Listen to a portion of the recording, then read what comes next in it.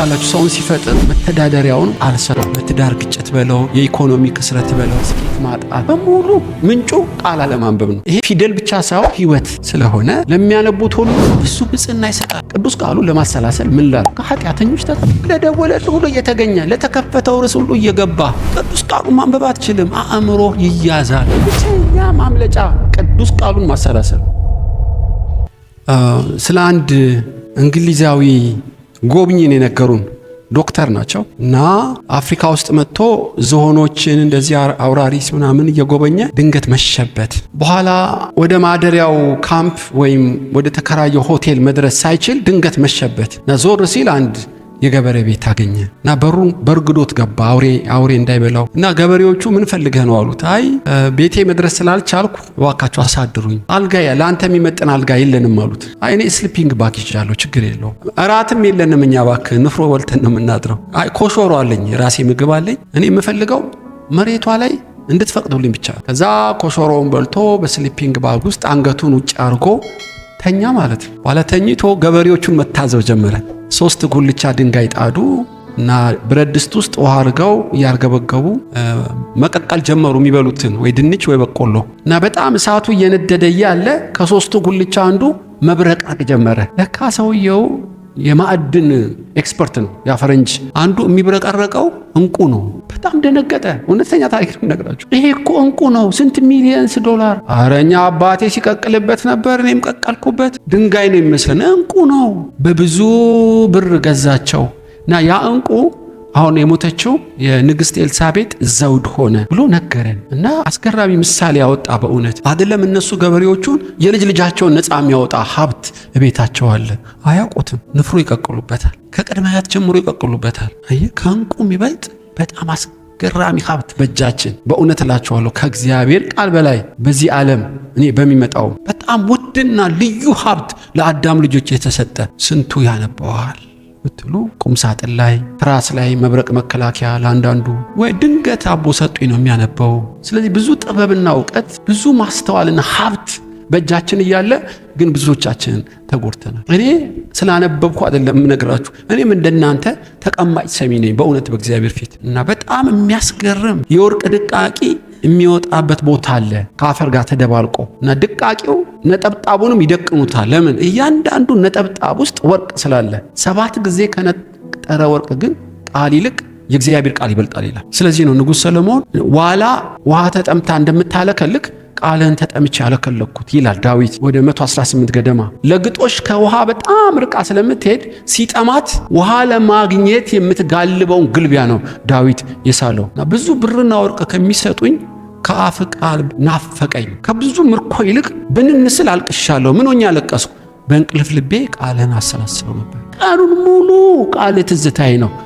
ያስገራሚ ነው። ታውቃላችሁ ሰውን ሲፈጥር መተዳደሪያውን ቃል ሰጥቷል። በትዳር ግጭት በለው የኢኮኖሚ ክስረት በለው ስኬት ማጣት በሙሉ ምንጩ ቃል አለማንበብ ነው። መጽሐፍ ቅዱስ ካነበብክ ጤና ራሱ ይመለሳል። እኔ በራሴ ሞክሬዋለሁ። ደስታዬ ይበዛል፣ የነካሁት ይሳካል፣ የመከርኩት ይሆናል። ቃል ማንበብ ሳቆም ትንሽ ነገር ሆድ ያስብሰኛል። ይሄ ፊደል ብቻ ሳይሆን ህይወት ስለሆነ ለሚያነቡት ሁሉ ብዙ ብጽና ይሰጣል። እኔ ዛሬ በዚህ በቋንቋችን የተጻፈው በሞባይላችን የተጫነው ነገር ግን እንዳናነብ አዚም ያደረገብን የተሰበረ ይሁን። ሚስጥር ሁሉ በእውነት ነው የምላችሁ።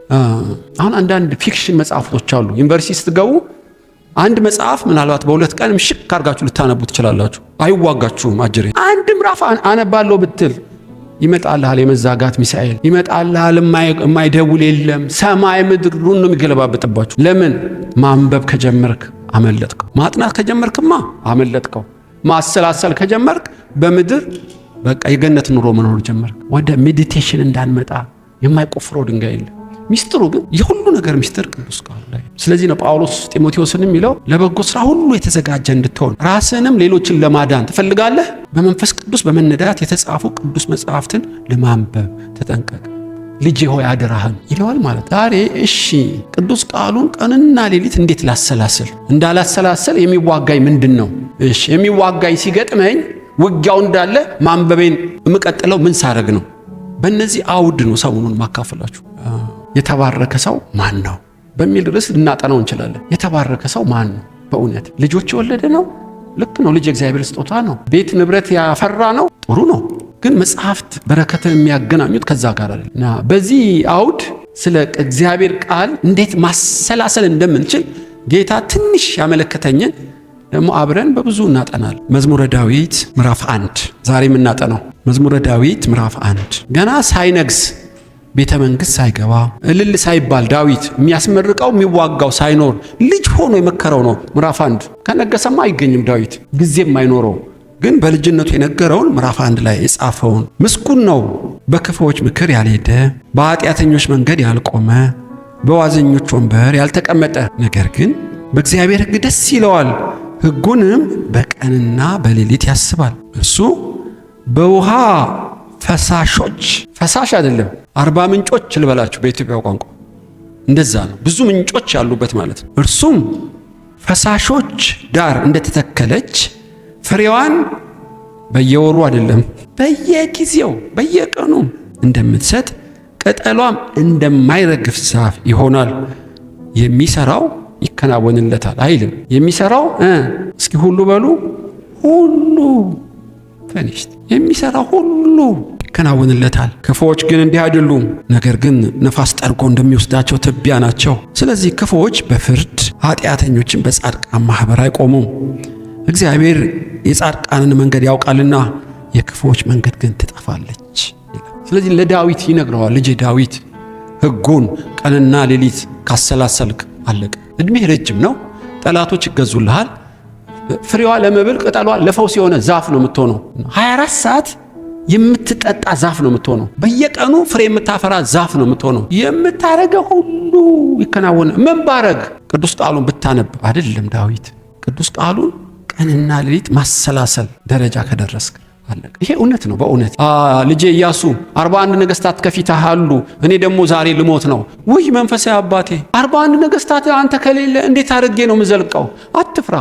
አሁን የምነግርህን ኑዛዜያዊ ሰማያዊ ሀብት ካደረክ ይሳካልሃል። ምን ላርግ? ወታደር ልመልምል?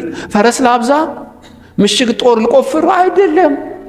ኢያሱ ስማኝ፣ እግዚአብሔር ለእኔ የሰጠውን ፍርዱን፣ ሕጉን፣ ስርዓቱን ቀንና ሌሊት ማሰላሰል ከጀመርክ እምሽቅ ነው የሚሉት። ቃል በማንበብ ጠላቶች ይጠፋሉ። እንደዚህ ነው መንፈሳዊ ሕጉ። ማንበብ ያቆምክለት አታሸንፋቸው። እንዲያውም የነገስታት ሕግ አለ ሙሴ የጻፈው። ንጉሥ አነግሳለሁ ስትል የንጉሱ ስርዓት እንዲህ ነው። መጽሐፉን ከካህኑ እጅ ይውሰደው፣ በብራና የተጻፉትን። ከዛስ ይገልብጠው። ያኔ ፎቶኮፒ የለም። ያስገልብጠው አላልኩሁም። ሴክሬታሪ ቀጥሮ ያጽፈው አላልኩሁም። እያንዳንዷን ቃል እያነበበ ራሱ ይገልብጠው። ለምን? ሲገለብጥ እንዲያነበው ነው። ያ መጽሐፍ ከሱ ጋር ይኑር። ይሄን ካረገ እድሜው ይረዝማል፣ ልቡ በወንድሞቹ ላይ አይታበይም፣ የሚያደርገው ሁሉ ይከናወንለታል። ማንበብ ያቆመለት ልቡ ይታበያል፣ የሚያደርገው አይሳ፣ እድሜውም ያጥራል። ይሄ የነገስታት ሕግ ተብሎ ለብቻው በአንቀጽና በምዕራፍ ተጽፏል። ገርማችኋል። ስለዚህ ነው ዳዊት ለመንገስ እያኮበኮበ ያለ እግዚአብሔር ክትባት ሰጠው። ዳዊት ስትነግስ ታስመርቃለህ፣ ታስተምራለህ፣ ትዘምራለህ፣ ትዋጋለህ፣ ቢዚ ነው የምትሆነው። አሁን ግን የህይወት ሁሉ ማዕከል ልንገርህ፣ ቅዱስ ቃሌን ቀንና ሌሊት ማሰላሰል። እንዴ ገዳም አልገባው ስራ አለኝ ቀኑን ሙሉ ሳሰላስል እንዴት ውላለሁ እንዳትለኝ። ሻማ ለኩሰ መስኮት ዘግተ ቁጭ በል አላልኩህም? አየህ፣ ስትሄድ ማሰላሰል ትችላለህ። ወጥ እየሰራሽ ማሰላሰል ትችላለሽ። ልብስ እያጠብክስ ትችላለህ። ልብህን በጥበብ በዚህ ቃኘው እንጂ ቅዱስ ቃሉን 24 ሰዓት ማሰላሰል ይቻላል። በዚህ ማንነት ውስጥ ከገባ በቃ እንደዚች እንደተባረከች ዛፍ የተባረክ ትሆናለህ፣ ምስጉን ትሆናለህ፣ ብፁዕ ትሆናለህ። ዳዊት ከባድ ምስጢር ነው የሚነግረው የሚመስለኝ። በሉቃስ ወንጌል ምዕራፍ 8 ላይ ትዝ ይላችኋል። ብዙ ሕዝብ እንደተከተሉት አይቶ ኢየሱስም ጮሆ ተናገረ። ኢየሱስ አይጮህም ከባህሪው፣ ግን አንዴ ብቻ ነው ሲጮህ። በሉቃስ ወንጌል ላይ ጮሆ ደነገጡ ሐዋርያት። ምንድን ነው ያስጮኸው? ጮሆ የተናገረው ትዝ ይላችኋል። ዘሪ ዘር ሊዘራ ወጣ። አንዱ ጭንጫ ላይ፣ አንዱ መንገድ ዳር፣ አንዱ ሾክ ላይ፣ አንዱ መልካም መሬት ላይ ወደቀ። መንገድ ላይ የወደቀውን ወፎች በሉት። ጭንጫ ላይ የወደቀው አደገ፣ ፀሐይ ሲወጣ ጠወለገ። እሾክ ላይ የወደቀው አደገ፣ እሾኩም አደገ እና አነቀው፣ ፍሬ አላፈራም። በመልካም መሬት ላይ የተፈራው 80 70 እንደዚህ ፍሬ አፈራ። ጭጭ። ይሄ ነገር ለምን ጮኸ? ወፍ ምንድን ነው?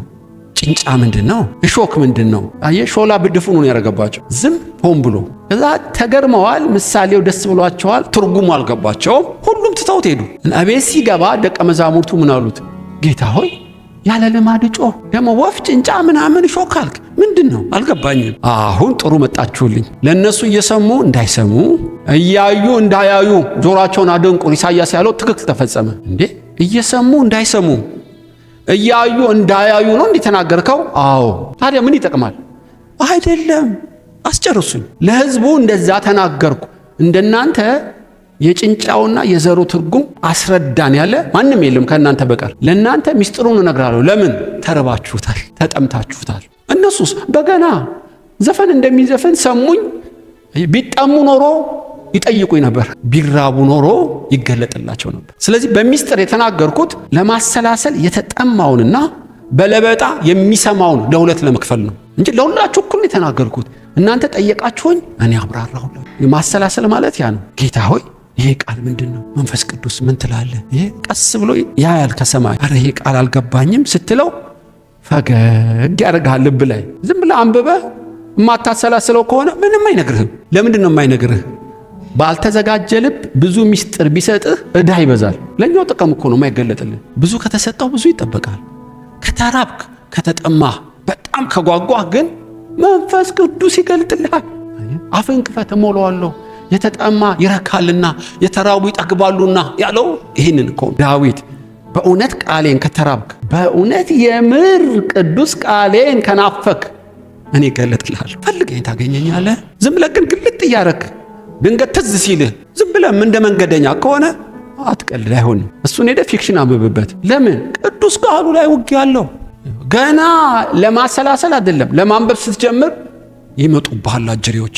አይምሮህን ይዘው ሊጡ ሲገነፍል ያሳይሃል። ልጅ ከትምህርት ቤት ስትጣላ ያሳይሃል። መርካቶ ነው ልብህ፣ ሐሳብ ነው። ያንተ ዋክተ እንደምንም አንዴ ካለፍከው መንፈስ ቅዱስ ይመጣል። እኔ እንደ አዲስ አበባ መንገድ ነው። አሁን አዲስ አበባ አምራለች። በእርግጥ ድሮ በጣም አስቸጋሪ ጥብብ ያለች ቆፍፍር ያለች። እንደምንም ወደ ቢሾፍቱ ለመሄድ ኤክስፕረስ ወይ እስክንሄድ ነው። አንድ ኤክስፕረስ ወይ ከገባን አለቀ። በ180 ትበራለህ። ያችን ስርጓጎጧን እስክታልፍ ከመንፈስ ቅዱስ ጋር ህልውናው ተች ስትደረግ አለቀ። እንደ ጓደኛ ነው የሚያወራ። ችግሩ እዛ ጋር ለመድረስ ጭንቅ ነው። ስለዚህ ነው ለዳዊት ምን ይለዋል? ተመልከተ፣ እነዚህ የመንገድ ዳር ቃሉን ይሰማሉ፣ በቃሉ ደስ ይላቸዋል። ቃሉ ባለበት ይገኛሉ፣ ጥቅም የላቸውም። ተው። ለምን? በር ላይ ይረሱታል። ወፉ ይመጣና የድር ስብሰባ ይላታል። የቤት ስራ ብትን ነው የሚለው ጭንቅላቷ ውስጥ ምን እንደሰማች ይፍን አታውቅም። ለምን አታሰላስለው? ሜዲቴት አታርገው። ምንም ጥቅም የለው። 1000 ዓመት ብትመጣ እሷ። ሁለተኛው ደግሞ ታውቃለህ፣ መንገድ ላይ የተዘራው ብዙ እግር ስለሚሄድበት መጥለቅ አይችልም እህሉ፣ ስንዴው እና ወፎች በቀላሉ ያገኙታል። የሚጠልቀው በአፈር ውስጥ የሚገባው ስታሰላስለው ነው ወደ ውስጥ። ሁለተኛው ጭንጫ ላይ የተዘራው ነው። በቀለ፣ ንጥፍ ድንጋይ ስላለበት ስር ግን የለውም እና ፀሐይ ለማሳደግ ነው። ለጭንጫው ግን ለማጠውለግ ይሆንበታል። ለምን? ስር የለውም። ቃሉን አይረሳም። ጥቅስ ይጠቅስልሃል። በጣም ስለማያሰላስለው ጥቅም የለውም 1000 ዓመት ቢኖር። ሶስተኛው እንዲያውም አደገኛ ነው። ጴጥሮስ እናንተ ሊመለከት ይችላል። በሾህ የተዘራው ሾክም አደገ፣ ስንዴውም አደገ። እኩል አደጉ ተጠጋግተው። ቃሉን አይረሳም። ልቡ ለቃሉም ክፍት ነው፣ በዩቲዩብ ለሚረጨውም ክፍት ነው። እኩል ነው የሚያደርገው። ሾኩም አደገ ግን ፍሬ ያለው አይበላም። ይስንዴው ለምን? እሾኩ አከሰዋ፣ ጉልበቱን በላዋ፣ ፀሐይ በሙላት እንዳያገኝ ጋረደዋ። እና ይሄ እሾኩ ምንድነው? እሾኩ ጌታ ሆይ ዝሙት ነው? ፖርኖግራፊ ነው? መጠጥ ነው? አይደለም። እና እሾኩ ምንድነው? ትዳር፣ ስለ ትዳር ማሰብ። ሌላስ? ምቾት። ሌላስ? ብልጥግና፣ ቁጭ። ትዳር ኃጢአት ነው እንዴ? አይደለም። ከቃሉ በላይ ካሰብከው አለቀል። ከመጠን በላይ ያሰክርሃል፣ ይጥልሃል። ስለ ትዳር ማሰብ፣ ስለ ምቾት ማሰብ፣ ገንዘብማ ብልጥግና ይጥልሃል፣ ፍሬ እንዳያፈራ። እሺ ብዙ የሚያፈሩት እነማ ናቸው? በበጎ ልብ፣ በመልካም ልብ፣ በተዘጋጀ ልብ ቃሉን የሚሰሙ 60፣ 70፣ 80 አፈሩ። ተአምር ነው። ኢየሱስ ጭጭ አለ። ለነ ጴጥሮስ ኃይለኛ ግሉኮስ እየሰጣቸው እንደሆነ ነገራችሁ ፈልጋል። ስለዚህ ነው ለዳዊት በጅማሬው የእግዚአብሔር ቃል በላጭነት የብጽዕና አዋጪ መንገድ መሆኑን ለዳዊት ይነግረው ጀመር። ዳዊት ቀንና ሌሊት ካሰላሰልክ ልበ እግዚአብሔር ልትባል የእግዚአብሔርን ሐሳብ ልታገለግል ይኸውልህ የተሰጡ ቅዱሳን መላእክት አይደሉም። እነሱ እኛን እንዲረዱ እንዲያግዙ ነው። በዋናነት የተሰጠ መንፈስና ሕይወት ያለበት ቅዱስ ቃሌ ነው። ቃሌን ዳዊት ማሰላሰል ከጀመርክ ጨዋታውን ጨረስኩ። በመዝሙር 118 ላይ አስተምረውኝ ሄዱ ሽማግሌዎች፣ እኔ ግን ከሽማግሌዎች ከመምህራን በለጥኩ። ለምን? እነሱ አስተምረውኝ ሄዱ፣ እኔ ግን አሰላሰልኩት። ስለዚህ በእድሜ ከሚበልጡኝ መምህራን በለጥኳቸው። ቀኑን ሙሉ ቃል ትዝታዬ ነው፣ ተአምር ነው አገኘው ዳዊት። ልበ እግዚአብሔር የተባለው የእግዚአብሔርን ልብ የሚገልጠው ቅዱስ ቃሉ በልቡ ስላለ መናበብ ቻሉ። ታውቃላችሁ፣ ልክ ቃል ካላጠና ሲም የሌላት ሞባይል ሆንክ ማለት ነው። ዳዊትና እግዚአብሔር የተግባቡት የእግዚአብሔር ቃል በዳዊት ውስጥ ስላለ የእግዚአብሔርን ሐሳብ ማወቅ ቻለ። ስለዚህ ቻነሉ ክፍት ነው ማለት ነው። ዳዊት ሰማይ ክፍት ነው ማለት ነው። እንደ ጓደኛ ያወራዋል። ሰዎች ጨዋታ ነገሩኝ፣ እንደ እግዚአብሔር ቃል አይደለም፣ ትቻቸው ሄድኩ። አየህ፣ የቃሉ ሙላት ስላለው ይመዝናል እና ዳዊት ያበጥራል በቃሉ። እንደ ቃሉ ካልሆነ ዞር ይላል ማለት ነው። ገባው? እሺ፣ ቅዱስ ቃሉን ቀንና ሌሊት ለማሰላሰል ምን ላድርግ ነው? ይህን ከሆነ የተናገርኩትን ሁላችን እንፈልገዋለን። መንገዱን የጠፋበት ቁጥር 1 ቅዱስ ቃሉን ቀንና ሌሊት ለማሰላሰል ዳዊት ከክፉዎች ተጠበቅ ያለውን ላንብብላችሁ። በክፉ ምክር አትሂድ፣ በኃጢአተኛ መንገድ አትቁም፣ በዋዘኛ ወንበር አትቀመጥ። ባልንጀራህን ላይ ማለት ነው። ቅዱስ ቃሉን ለማሰላሰል ከሰዎች ተጠበቅ ወይም ከኃጢአተኞች ተጠበቅ። ዋዛ ምንድን ነው? ዋዛ ማለት ፈታ ዘና የሚያደርግ ጆክ ማለት ነው። ኃጢአት እኮ ላይሆን ይችላል። አንዴ አርሴናል ስትል፣ አንዴ ማንቸስተር ስትል ኃጢአት እኮ አይደለም። ዘና ፈታ ያደርግሃል። በመጠን ካልኖርክና ቃሉን እንዳታጠና ጊዜን ከወሰደብህ ጣዖት ሆኗል ማለት ነው። ኃጢአተኛስ ዘሴም ቲንግ። ኃጢአተኞች ይመጣሉ እና ከነሱ ጋር ከቆምክ ያስቀምጡሃል፣ ማህበርተኛ ያደርጉሃል፣ ጉልበትህን ይበሉታል። የቱን ጉልበት?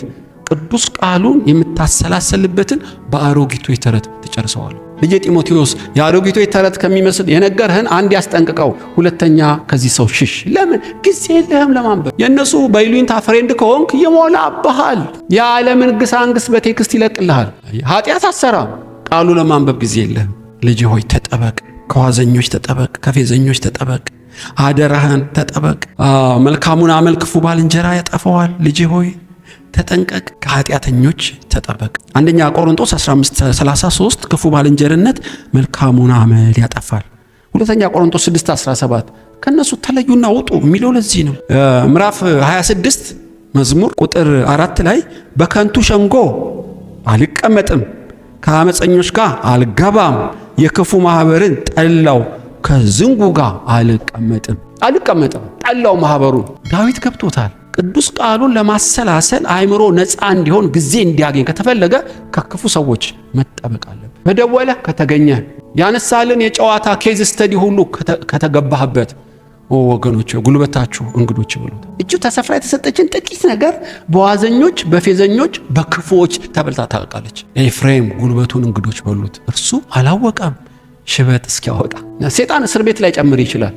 አንድ ተረተኛ ሰው ይልክልሃል። አንተም በይሉኝታ ትሄዳለህ። አለቅ። ብዙ ጣጣ አለው።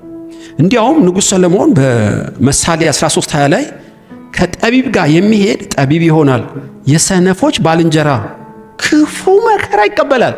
ተመልከቱ፣ ክፉ ከሆኑ አይደለም፣ የሰነፍ ባልንጀራ በመሆን ብቻ መከራ አይደለም፣ ክፉ መከራ ትጠጣለህ። ሎድ ያደርግሃል አምጥቶ ያሰው ሰይጣን በዛ ክፉ ባልንጀራ ምክንያት ይጭንብሃል። የማያስፈልግ ኬስ ስተዲ ይጭንብሃል እና ክፉ መከራም ያገኛል። ይሄ ጠቢቡ ሰለሞን የተናገረው ነው። ታውቃላችሁ፣ ኢዮሳፍጥ በሁለተኛ ዜና 18 ላይ በጣም አስገራሚ ሰው ኢዮሳፍጥ፣ የዘላለም አምላክ ነው የምትሉት። በዜማ ራሱ ስንት መላእክት የወረዱለት። ግን የአካብ ጓደኛ ነበር። አካብ የኤልዛቤል ባል፣ የመተተኛዋ እኮ ያመንዝሯ ባል፣ ጣዖት የሚያመልክ ሰው በጋብቻሞች ሆኖ ጋብቻ ብቻ ሳይሆን ፍሬንድ ሆኑ ና ሲለው አብሮ ገበታ ላይ ይቀመጣል። እያባበለ ወደ ሬማት ዘገለዓድ ጦርነት ወሰደው፣ ወጥመድ ውስጥ ከተተው። ቀስተኞች አግኝተው ሊገሉ ሲሉ ጮኸ፣ እግዚአብሔርም አዳነው። ታውቃላችሁ ኢዮሳፍጥ ግን ነብይ ላከበት። ነብዩ ኢዩ ይባላል። ሁለተኛ ዜና ምዕራፍ 19 ክፉን ሰው ታግዘዋለህ፣ እግዚአብሔርን የማይወደውን ትወዳለህ። ይሄ ጥበብና ጽድቅ ይመስልሃል ወይ? እስከዛሬ መልካም ሰው ስለሆንክ እግዚአብሔር አዳነ እንዳትደግመው አለው። ኢዮሳፍጥ ግን ሁለተኛ ዜና 20:35 ላይ ስራው እጅግ ክፉ ከሆነ አካሲያስ ጋር ተባበረ። በምን ተባበረ? መርከብ ሰርተው ወርቅ ለመነገድ በጽዮን ጋር ብር የወርቅ ቢዝነስ ውስጥ ገባ። ቢዝነስ እኮ ኃጢአት አይደለም፣ ወርቅ መነገድ ችግር የለውም። ግን ሼር የገባው ሰው እጅግ ክፉ የሆነ አካሲያስ ይላቸዋል። ነብይ እግዚአብሔር ላከበት፣ አልዓዛር ይባላል። ባለፈው ከዛ ከመተተኛ ሰው ጋር ጓደኛ ሆነ፣ እግዚአብሔር አዳነ። ማስጠንቀቂያ ሰጥተህ ስራው እጅግ ክፉ ለብር ብለህ ከዚህ ሰው ጋር ተጠመር እግዚአብሔር ስራህን አፈረሰው ይልሃል አሉ። መርከቡ ተሰበረ አለቀ። በሀገራችን ራሱ ከምን ጋር የዋለች ምን ተማረች ይላሉ ታውቃላችሁ። በፍጹም ማምለጥ አትችልም ከክፉ ሰዎች ካልተጠበቅ። መጽሐፍ ቅዱስ ላይ አምኖን የዳዊት የተወደደ የበኩር ልጅ ነው። የዳዊት ጎረቤት መሆን ራሱ እኮ እድል ነው። የዳዊት ልጅ መሆን አይደለም የበኩር እኮ ነው የምላችሁ፣ ያውም እጅግ የተወደደ።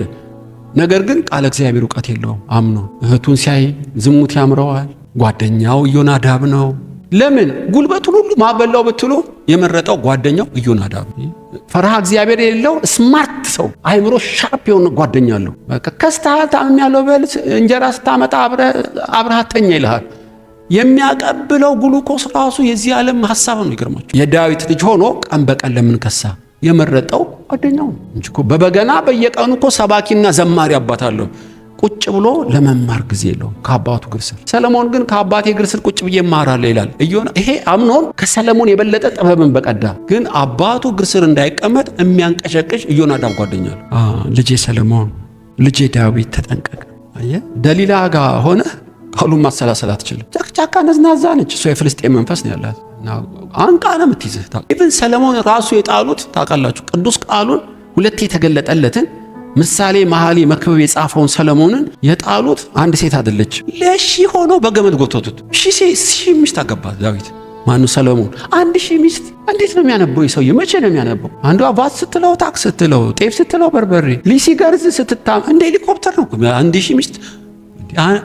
ሁለት ብዙ ነው 1000 ሚስት። ቅዱስ ቃሉን ባይብልን ሰረቁት። በቃ እንዳያነብ ፋታ ነሱት። 1000 እየጮሁ እንደቆራ ለጣዖት ሰገደ። ታውቃለህ እኛ እኮ 1000 ሚስት የኢትዮጵያ ሕገ መንግስትም አይፈቅድ ነገሩ። ግን ከሺ የበለጡ አጀንዳዎች አሉ፣ አያልቁም።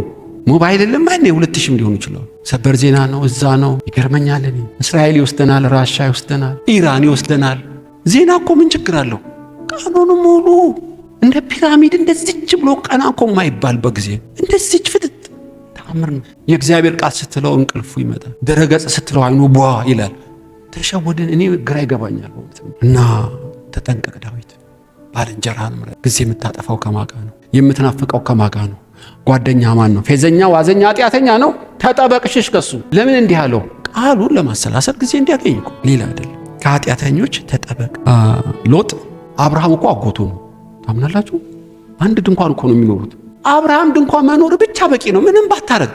አብርሃምን የሚያህል ታላቅ ኮከብ አብረ መኖር ጽድቅ እኮ ነው። አይኑን ቀና ሲያረግ ሰዶም ገሞራን አየ። ናና አሉት። እንደ እግዚአብሔር ገነት ታምራለች። ጥልቅ አለ።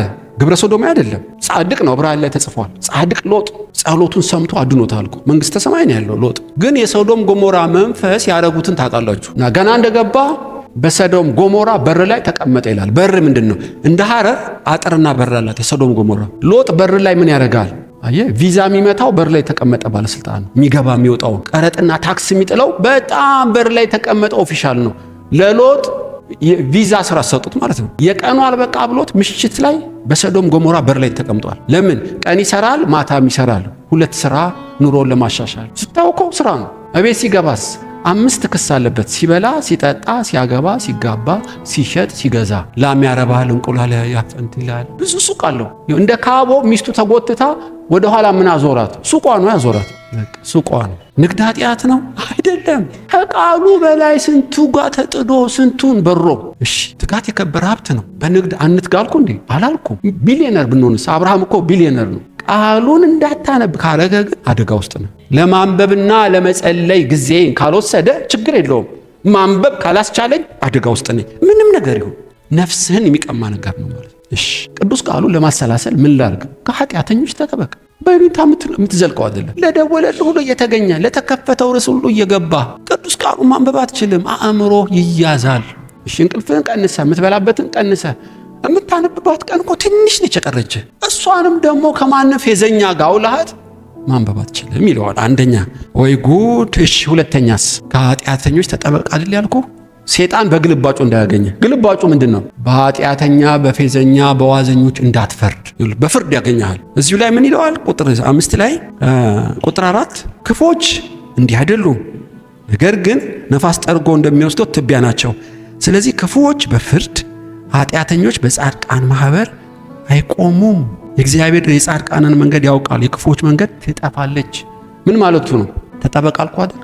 ከክፎች፣ ከዋዘኞች፣ ከፌዘኞች በግልባጩ እንዴት ያገኛል? ይሄ ሌባ ደሞዙን አላውቀውም እንዴ? ስንት ፎቅ ነው የገነባው? አዎ ይሄ ሌባ ያሰኛል። ፈራጅ አድርጎ ቁጭ አድርጋል። አሁን ስትፈርድ ሰኞ ጀመርክ፣ ሌላ ሰኞ ይመጣብሃል። ፍርድ የኔ ነው፣ ዳኛ አትሁን፣ ፈራጅ አትሁን። አየህ፣ ፍርድ ውስጥ ከገባህ ለእግዚአብሔር የቀና ለቃሉ የተቆረቆርክ መስለህ ፍርድ ኬዝ ውስጥ ከገባህ አለቀል። እናስ ለምንድን ነው የማልፈርደው በኃጢአተኞች? ፍርድ የኔ ነው። ዳዊት ምን እንደሚገጥማቸው ልንገርህ። በምድር ላይ አውሎ ንፋስ ተዘጋጅቶላቸዋል። ገለባን እንዳልነበረች የሚያደርግ አውሎ ንፋስ የጊዜ ጉዳይ ነው። ከሞትም በኋላ በወንበር ፍርድ አይቆሙም፣ በነጩ ዙፋን ፍርድ ነው የሚቆሙት። በጻድቃን ማህበር አይቆሙም። በሰማይ ቅጣት፣ በምድርም ፍርድ ተዘጋጅቶላቸዋል። የኔ ነው። እዛ ውስጥ አትግባ፣ ከፍርድ ውጭ ሁን። ለምንድን ነው እንዲህ የምትለኝ? ለማሰላሰል ጊዜ እንድታገኝ ነው። ፍርድ ውስጥ ከገባ ማሰላሰል አትችልም። ትዝ ይላችኋል፣ አሳፍ ሶስተኛ ሰው ነው። አንደኛው ዳዊት ነው፣ ሁለተኛው ካውንስለሩ አኪጦፌል ነው፣ ሶስተኛው አሳፍ ነው። አስገራሚ ዘማሪ ነው። መዝሙር 71 ላይ በተለይ ልባቸው ለቀና በንጹህ መንገድ ለሚሄዱ እግዚአብሔር ቸር ነው ብሎ ጽፏል፣ ዘምሯል። ነገር ግን 71 ይመስለኛል መዝሙር ላይ በኃጢአተኞች ቀናው ለወድቅም ጥቂት ቀረኝ። ለምን? ኃጢአተኞችን ስከታተል ወዛንቸው ግጥም ብሏል፣ ከብታቸው አይጨነግፍም፣ ታመው አያውቁም። ሲሞቱ ያጠጣቸዋል ብዬ ብከታተል እግራቸውን አነባብረው ልጆቻቸውን ስመው ሰላም እንቅልፍ ተኙ። ጻድቃንስ በየወሩ እኮ አይደለም በየቀኑ እንደ ጌሾ ተወቀጥኩ። እግዚአብሔር ጻድቅ ነው፣ ልቡ ለጸና በረከትን ይጠግባል ማለቴ ተጸጽቻለሁ። ምነው ያኔ የግዢ ክፍል ኃላፊ ሆኜ በቦጨኩ ጡረታ ስወጣ ይጠቅሜ ነበር ኢየሱስ እያልኩ። ይሄ ልክ አይደለም የጀመርኩት ብሎ ባይናገርም በልቡ አማው እግዚአብሔር። አሳፍ በል መዝሙሩን ታቆማለህ። ቢሮ እንገናኝ፣ ጸሎት ቦታና ወደ መቅደስና የጎደለ ነገር አለ። እዛ ራእይ ያሳየው በቃሉ ይግለጥለት አላውቅም። አሳፍ እነዚህ የቀናህባቸው ሰዎች ላሳይህ። በድጥ መንገድ ላይ ሲሄዱ አየሁ። ድጥ መቼና እንዴት እንደወደድክ አታውቀውም። እየተሰቀኩ አየኋቸው። አረ ሊወድቁ ነው። አረ ስል ይሁን ልክ እንዲህ ናቸው የቀናህባቸው። በዚህ ነው እንደምደነግጠው። ከሞት በኋላ የሚጠብቃቸው ላሳይህ። ስሙ ሲጠራ ለብቻው በነጩ ዙፋን ፍርድ ፊት ይቆማል። በሰማይ ፍርድ አለ እንዴ? አለበት። አንተንም ላሳይ በራእይ ሲያሳየው አሳፍን በድጥ ላይ ይሄዳል። ነገር ግን አንድ መለኮታዊ እጅ እጄን ይዞት ነበር ይላል። አየው። ከሞት በኋላስ በወንበር ፍርድ ለሽልማት ቆሞ አየው። በምድርም እኔ ካንተ ጋር ነኝ። ከሞት በኋላ ሽልማት አለ። መንገዱ በቀናለት ነገ እንደ ጉም ለሚጠፋው ትቀናለህ ወይስ ከኔ ጋር ትሰራለህ? ምረጥ አለው። ኃይሌ ጥቂት ጊዜ ትንሽ ብትሆንም ካንተ ጋር ሰራለሁ። እንደ እንስሳ በመናገሬ ይቅር በለኝ ብዬ ንስሐ ገባው ይላችኋል አሳፍ። በኃጢአተኛ መቅናት ከጀመርክ ሲኦል አትገባም። ቃሉን ግን ማሰላሰል አትችል። አይምሮ ይያዛል። ተጀምሮ እስኪያልቅ ውል የሌለው ክር ነው የምትፈታው። ሌላ አጀንዳ ያመጣልሃል፣ ሌላ መረጃ ይሰጣል፣ ሹክሹክታ ይሰጣል። ስትብሰለሰል ምጽአት ሆኖ ቁጭል። በእያንዳንዱ የተነቀነቀ መስፈሪያ የሚሰፍ በዙፋኑ ላይ አለ። እኔ ምን አገባኝ? ስለ ጽድቅ አልቆርቆር፣ ኃጢአተኞችን አልገስጽ ማለት አይደለም። ቀንና ሌሊት ፈራጅና ዳኛ ሆነ አትብሰልሰል ማለት ነው። ፍርድ የእግዚአብሔር። እሺ ዳዊት አሁን ከክፎች ተጠበቅ አልኩ፣ በክፎች አትፍረድ አልኩ። አሁን ምን ተሰማህ? ሰላም ተሰማኝ። አይምሮ የነፃ ሆነ። በጣም ጥሩ። ይህን የፈለግኩት አሁን በዚህ ነፃ አእምሮ ባይብል ማንበብ ጀምር። አመቻቸው ማለት ነው ዳዊት። ቃሉን ለማንበብ ነው። ይህ ሁሉ የነገርኳችሁ ቃሉን ለማንበብ ነው። እሺ ደስተኛና የተባረክ እንድትሆን ሁለት ነገር ነገርኩ። ከኃጢአተኞች ትጠበቃለህ፣ ፍርድን ታቆማለህ። ከዛስ ቃሉን ለማሰላሰል ጊዜ ታገኛለህ። ገብቶሃል ዳዊት? ገብቶኛል፣ በጣም ገብቶኛል። አመሰግናለሁ ጌታ በልጅነት እንዲህ ስላስተማርከኝ። እሺ ኑሮ ጀመራለሁ። ኑሮ ሲጀምር ምዕራፍ 2 ቁጥር 1 ላይ ተፈተነ ነው የምላችሁ። አሕዛብ ለምን ያጉረመርማሉ? ወገኖች ለምን ከንቱ ይናገራሉ? በአንድ ምዕራፍ 2 ለምን ከቻደገ ጀመረው። ለምንድነው ሳውል ጦሮ የሚወርብኝ? ሜልኮል ለምንድነው እስክስታ የምትወርደው? እኔ ሲዘምር እናት አባቴ ምን አድርጊያቸው ነው? ለምንድነው ከሌ እንዲያደርግ? ለምንድን? አረ ዳዊት በእነሱ አትፍረድ፣ ከእነሱ ተጠበቅ ብዬ ምዕራፍ 2 ቁጥር 1 ላይ ወይ ጉድ! አልገባህም ማለት ነው። አይ ጌታዊ ድጋሚ አስተምረኝ። ይሄ ሚስጥር በደንብ እንዲይዘው እንዲገባኝ ሁልጊዜ ለምን መልስ በሌለው አዙሪት ውስጥ እንዳልገባ እባክህ ጥበብን ስጠኝ። ጥበብን ሊሰጠው ጀመረ። ኔክስት ዊክ እንቀጥላለን። ጥበቡ አንጠልጥዬን ያቆምኩት ለዛሬው ግን ወገኖች ሆይ እግዚአብሔር መልእክት አለ። ቅዱስ ቀንና ሌሊት ማሰላሰል ትፈልጋላችሁ? ሁለት ነገር ግድ ነው። ከኃጢአተኞች፣ ከፌዘኞች፣ ከዋዘኞች ወይም በአጠቃላይ ከኃጢአተኞች መጠበቅ አለብን። ሽሽ ማለት አይደለም፣ መጠበቅ የጥበብ ቃል ነው። መጠበቅ ገዳም የለም የምንሸሽበት፣ ግን አእምሮህን ትጠብቃለህ፣ ልብህን ትጠብቃለህ፣ የምትሰማውን የምታየውን ትጠብቃለህ። ሁሉን አታስገባም። እሱ ብቻ አይደለም፣ በእነሱ ላይ ደግሞ እንዳትፈርድ፣ ፍርድ ውስጥ እንዳትገባ። በሁለቱ ማስተር ካረክ 100% ማሰላሰል ትጀምራለህ። መንፈስ ቅዱስም ይመጣል፣ ይተረጉምልሃል፣ ያብራራልሃል፣ ይገልጥልሃል። እንደ ፀሐይ ብርሃን እየደመክ ፍሬ እንዳለበት ዛፍ እየበዛ ፈውስ እንዳለው ቅጠል እየተፈለክ ኤቨርግሪን ትሆናለህ። ዳዊት የቃሉ ረሃብ ይጨምርብን። በእውነት ከክፎች ተጠብቀን በክፎች ሳንፈርድ ቃሉን በሙላት የምናሰላስልበት ጸጋ እግዚአብሔር ይስጠን። እንጸልያለን። በዚህ ጉባኤ ለአንድ ሰው መልእክት አለው። ቃሉን ትወጃለሽ እኮ እንዳታሰላስዩ ያደረገሽ ኃጢአተኞች ናቸው። ትቆጫለሽ፣ እቺ ሴት እቺ ሰው እያልክ። ቁጣ ደግሞ እግዚአብሔርን ጽድቅ አይሰራም፣ መንፈስን ያዛባል። ይሁን በቁጣ ሆነ ማንበብ አትችልም። ለእግዚአብሔር የተቆረቆርክ መስለህ ደግሞ በአንድ በኩል ግብ የምትላለህ። እግዚአብሔር እኮ ብቻውን ሉዓላዊ ነው። ልጄ ሆይ ተው፣ ፍርድ የኔ ነው። በኃጢአተኞች አትቆጣ። ለምን? ፍርዳቸው በእኔ ዘንድ ነው። ያለዛ እንደ ሙሴ የተሰጠህን ጽላት ትሰብረዋለህ፣ ቅዱስ ቃሉን ከልብ ታወጣዋለህ። የኤሊ ልጆች ዝሙት ሲሰሩ ሳሙኤል ግን ቃሉን ያጠና ነበር። ይቻላል፣ ይቻላል። ሐዋርያቱ የኢየሱስን ቃል ሲሰሙ፣ ይሁዳ ግን ገንዘብ ላይ ነው ትኩረቱ። ከአምላክ በላይ ማን ይምጣለት? ቃሉን እንዳይሰማ ያደረገው ምንድን ነው? ከመጠን በላይ ገንዘብ ይወዳል። ወገኖች ሆይ ካላሰላሰልን የፈለገ አስተማሪ ከኢየሱስ በላይ ማን አለ? ማን አለ? ለይሁዳ ግን አልጠቀመውም። ከዳዊት በላይ ማን አለ? ለሜልኮል አልጠቀማትም። ለምን? በኮስሞቲክ ቅባት እሷ ጊዜ የላትም። ጫማ ነው፣ ቅባት ነው፣ ሻሽ ነው ስትዞር። ከነቢዩ መጥምቁ ዮሐንስ በላይ ማን አለ? ሄሮድስ ግን የሄሮዳዳ ሚስቱ ይዘዋለች ጉሮሮን አንቃ። ታውቃላችሁ፣ ለንጉሥ ፊሊክስ ለ2 ዓመት ነው ጳውሎስ ያስተማረው። ጉቦ አነቀው። ለእስራኤል ልጆች ከሙሴ የሚበልጥ ማን አለ? በተሃ ነው እኮ ይሄ ድንች፣ ስኳር ድንች ምናምን የምትሉት ሀባብ እኮ ነው አይምሯቸውን የያዘው። ከሙሴ በላይ ቃሉን እንዳይሰሙ። ወገኖች ሆይ የመምህር ማነስ አይደለም፣ የማሰላሰል ጉዳይ ነው፣ የምርጫ ጉዳይ ነው። ልባችሁ በመጠጥ ብዛት በስካር ስለ ትዳር በማሰብ እንዳይከብድ ተጠንቀቁ። ሉቃስ 21 ላይ ስለ ትዳር ከመጠን በላይ ታውቃላችሁ። ገንዘብ 1 ጢሞቴዎስ 6:9 የሚያጠፋ የሚያፈርስ የሚያሰጥም በስንፍና የሚጎዳ ወጥመድ ይለዋል። የብልጥግና ምኞት በጣም ከባድ ነው። ያዕቆብ 5:3 ላይ ስጋን እንደ እሳት ይበላል ይላል። እንዲያው ወገኖች ሆይ መልአክ ተገልጦም ለሎጥ ሚስት አልቻለችም። ስለ ትዳር ማሰብ ወደ ኋላ ዞራት። እናቴ ማነች? ወንድሜ ማን ነው? እህቴ ማን ነው? እነዚህ ቅዱስ ቃሉን የሚሰሙ ናቸው። እናቴ ነች፣ ወንድሜ ነው፣ እህቴም ነች። ቃሉን ለሚሰሙ እግዚአብሔር ያለው ክብር ሃሌሉያ። ወገኖች ሆይ ላለው ይሰጠዋል፣ ለሌለው ያው ያለው የሚመስለው እንኳን ይወሰድበታል። እግዚአብሔር በዚህ ቤት አለ። ጌታ የሚልሽ እህቴ እንደምንም ብለሽ ቃሌን ማንበብ ደብተር እስክሪብቶ ገዝተሽ ጀምሪ፣ እኔ እገልጥልሻለሁ። ከዚህ ዓለም ረግረግ፣ ከጭንቀት፣ ከዚህ ሁሉ ዓለም ብጥብጥ ነፃ መውጣት ትፈልጊያለሽ? ማጥናት ጀምሪ።